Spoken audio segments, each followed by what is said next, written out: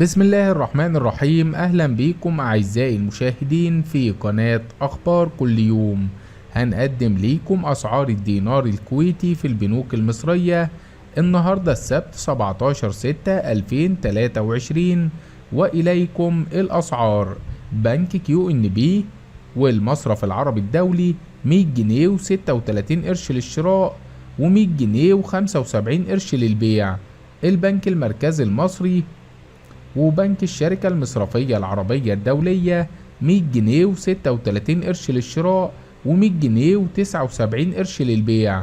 بنك مصر 100 جنيه و13 قرش للشراء و100 جنيه و49 قرش للبيع. البنك الأهلي المصري 99 جنيه و45 قرش للشراء و100 جنيه و52 قرش للبيع.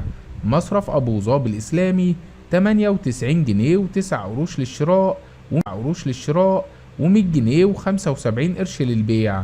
البنك الأهلي الكويتي 97 جنيه و73 قرش للشراء و100 جنيه و75 قرش للبيع. البنك التجاري الدولي 97 جنيه و30 قرش للشراء و100 جنيه و75 قرش للبيع. بنك الإسكندرية 97 جنيه و8 قروش للشراء و100 جنيه و78 قرش للبيع. بنك التنمية الصناعية 96 جنيه و9 قروش للشراء و100 جنيه و43 قرش للبيع.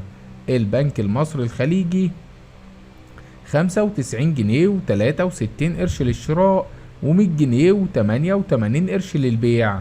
بنك بلوم 95 جنيه و54 قرش للشراء و100 جنيه و53 قرش للبيع.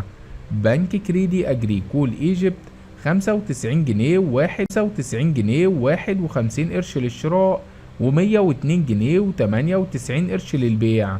بنك الكويت الوطني 94 جنيه و78 قرش للشراء و101 جنيه و1 قرش للبيع. أعزائي المشاهدين، هنا ينتهي الفيديو.